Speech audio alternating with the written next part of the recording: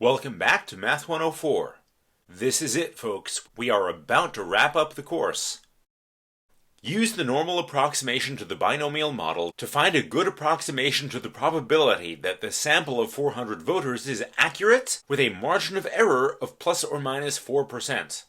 We have already noted that the mean equals 70% of 400, which is 280. We're also going to need the standard deviation, the square root of n times p times 1 minus p. That's the square root of 400 times 0.7 times 0.3. That turns out to be approximately 9.1652. That's interesting. We made n 4 times larger, and the standard deviation only came out twice as large. Maybe that's because this computation involves the square root of n rather than n itself. It's a bit difficult to see on this picture, but conceptually it's the same. In terms of standard deviations, there's some location at the right edge of the yellow region that is z standard deviations above the mean. The opposite location is negative z, that is z standard deviations below the mean. How much is this z? It is 296.5 minus 280 divided by the standard deviation. We remarked that this event includes outcomes up to 296 people saying, yes, I support the tuition reduction. There's a rectangle corresponding to 296, and the right edge of that rectangle lives at location 296.5. That minus the mean divided by the standard deviation gives us approximately 1.8 standard deviations above the mean. When we did this with a sample of only 100, this z was only 0.98 standard deviations above the mean. Now it's a greater number of standard deviations above the mean. There are more sigmas on either side of the mean in this picture than in the example of only 100 people. That means that this probability is going to be much greater than what we found for a survey of 100 people. As usual, we go and look up z equals 1.80 in the table. That tells us there is a region with a 0.4641 probability just to the right of the mean. Its mirror image contributes another 0.4641. So there is approximately a 0.4641 plus another 0.4641, which is 0.9282 probability of being accurate to within 4% of the true level of public support for the tuition reduction.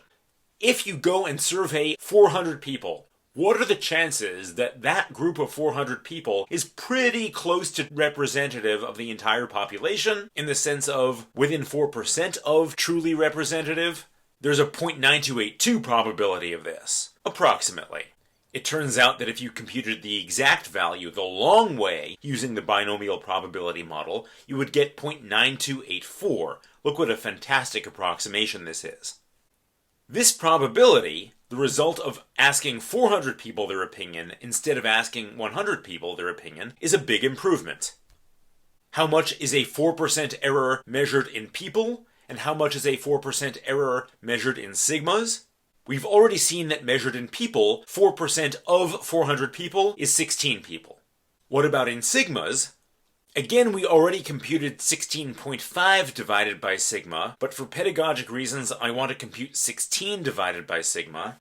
That turns out to be approximately 1.7457. That's how many copies of the measuring stick fit into 16 people. So 16 people here, our buffer on either side of the true value of 280 people. How many sigmas is that? That's 1.7457 copies of sigma. Now let's tie it all together.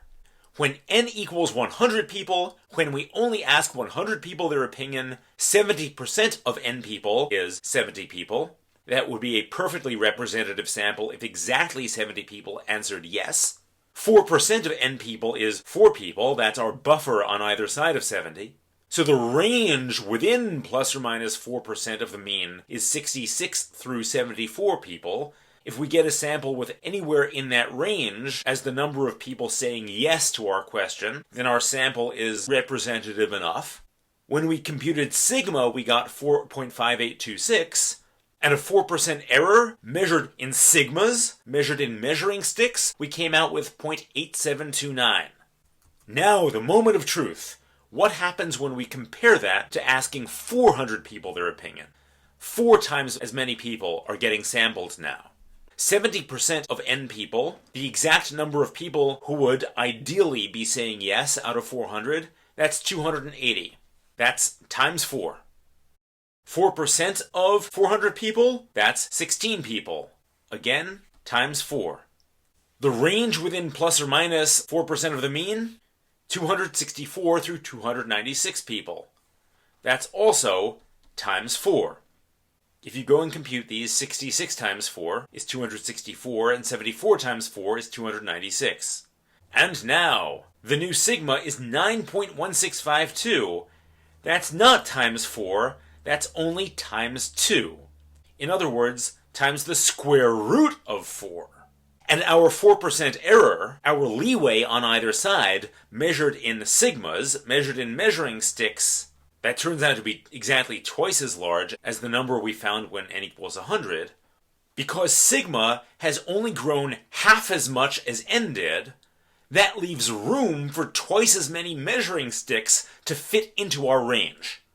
So multiplying the number of people surveyed by 4 has what effect? It causes the range of people within 4% of the mean to grow by a factor of 4, but it only causes the standard deviation to grow by a factor of the square root of 4, which is 2. The consequence: more sigmas, more copies of the measuring stick, fit into the margin of error. The measuring stick didn't grow in size to keep up with the width of the margin of error, so more measuring sticks fit in. If you have a range that's more sigmas wide, then there's a higher probability that the survey results fall within the margin of error. Conclusion: this is the punchline for the entire course. The square root of n in this formula for standard deviation explains why surveying more people results in a higher probability of falling within the margin of error. The standard deviation grows more slowly than the sample size, and therefore we can fit more measuring sticks into the range. Let's look one last time at the picture. When n is small, here it's 10, this bell curve is spread out. As I increase n, more of the probability is bunched up close to the mean, within a certain margin of error around the mean. I increase further, it gets more bunched up.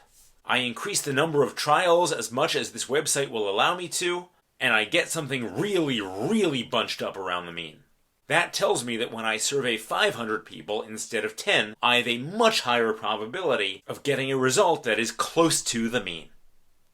Thank you for working hard and staying with me through this entire course. I commend you for all your hard work and perseverance, and wish you much success in your further study.